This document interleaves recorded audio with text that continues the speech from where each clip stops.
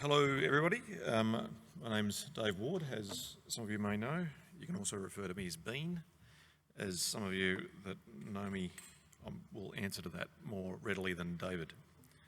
I'm speaking for Indiana Resources. So Indiana have some projects in the Gawler, central part of the Gawler. There's our standard disclaimer notice.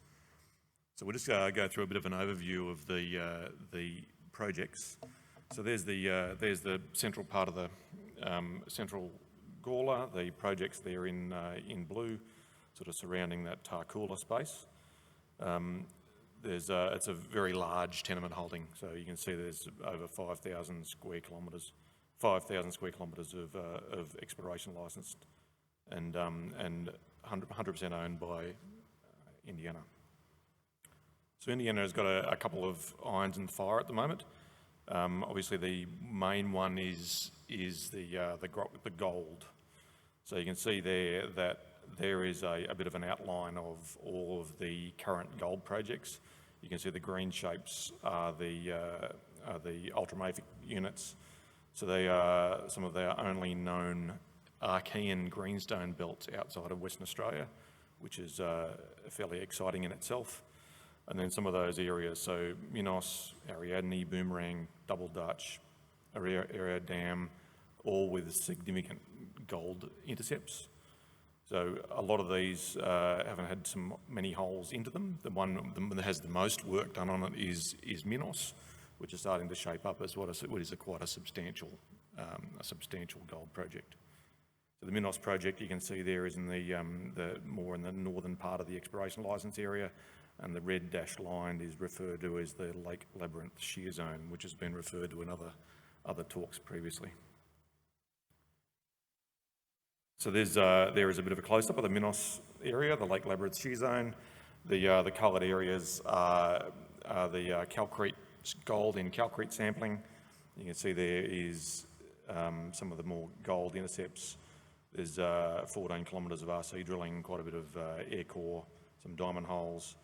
And there is the next slide. So the red spaces there projected to surface are gold intercepts for the Minos project, with about a 600 metre strike length to date. So some of the more interesting intercepts there are those 21 metres at 8.3 and so on. You can see them on the screen there. So some of the one of the features that are of interest from a technical perspective is that obviously the large demagnetised zone, which is the Lake Labyrinth, referred as Lake Labyrinth Shear Zone, the gold mineralisation here, if you're looking at it, seems to be running slightly oblique to the line of the shear zone. The understanding there is not well understood as to what's going on there from a structural perspective.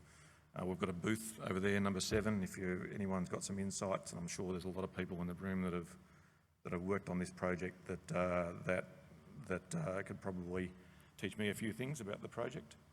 The yellow dashed line that you see on the bottom left there is highlighted as a bit of a new area that's been drilled most recently.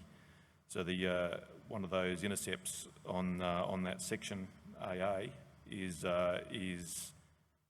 10 metres at 4.4. That was the most recently announced drilling, and you can see that it's off to the south side of that shear zone. So interestingly, it's sort of running in that it's been drawn as that slightly oblique strike to the main shear zone. What's actually interesting is that off to the southeast there is another prospect, Ariadne. So it's about 500 metres off screen to the bottom right. So the mineralisation extends in that area, in that direction, in both directions, and it's just a matter of drilling more holes. We'll expand this for it to become a much bigger show. So I've just included a couple of slides. Is that going to go back? No, so a couple of slides, sections through the deposit. So the one on the right-hand side there is sort of right through the middle of the deposit. There's some of those intercepts down the bottom is 21 metres at 8.4. So you can see that they're quite vertically continuous.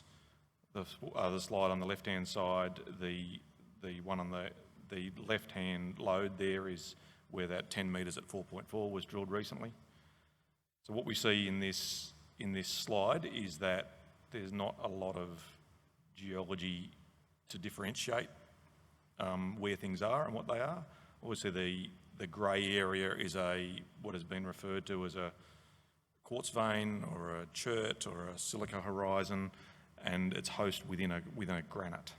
So I think that it's probably a large quartz vein. There's clearly a spatial relationship between it and the mineralisation. The mineralisation itself is actually in smaller quartz sulfide veins within the granite, with some hematite alteration. As you come further to the southeast, that mineralisation crosses over the line of that silica horizon and is on the other side. So there is certainly at Ariadne, there's quite a few workings on the south side of that quartz vein or chert, and requires some more drill holes in order to work out what happens there. One of the things that will be interesting from a technical perspective is what is the actual relationship between the mineralisation and that silica horizon. So the actual contact point where it crosses over in between Minos and Ariadne, we'll get to that at some point to try and drill, and we'll get a bit of our idea about what the exact relationship is.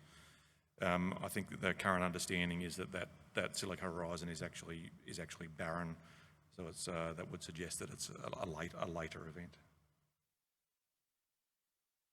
So there's Ariadne. You can actually see the mineralisation there. So there is a bit of a faint outline. You can see where the quartz outcrop is and the mineralisation on the north side as drilled.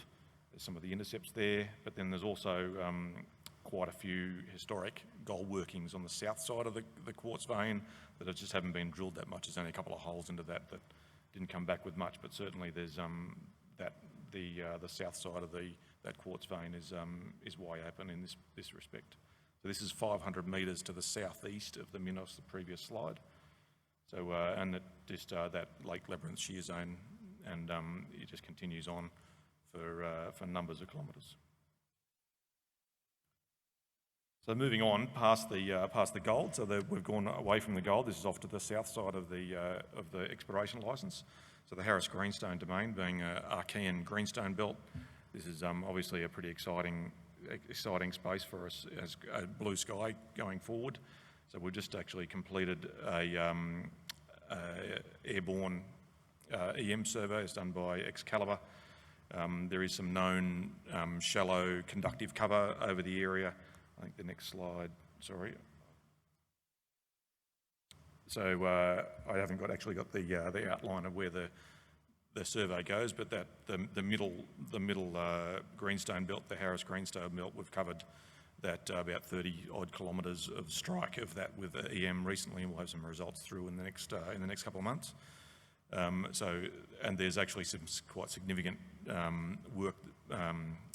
Mineralisation that is known there. So that was John Hronsky had actually done a review on the project area and come up with the fact that there's about 17 kilometres of elevated zinc mineralisation and some copper in that space.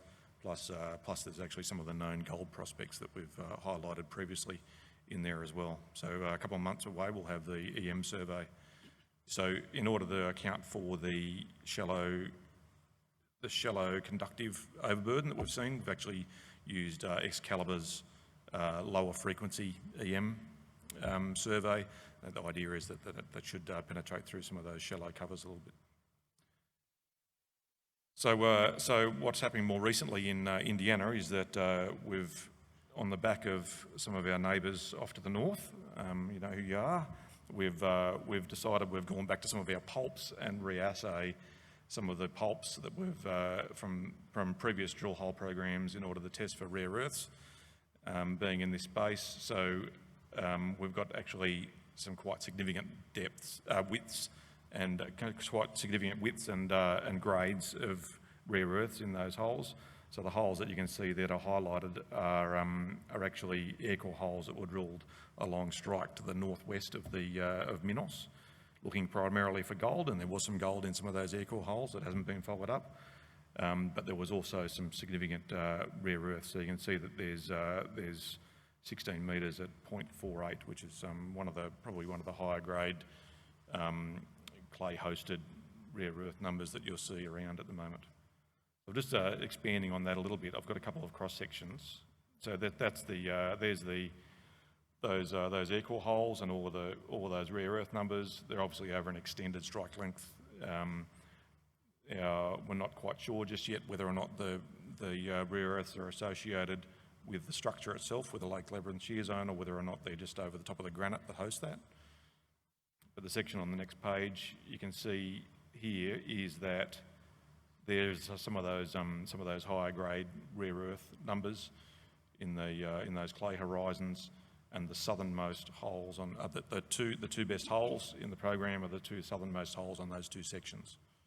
So those two sections are shown here up in the so they actually are A and C, B and C.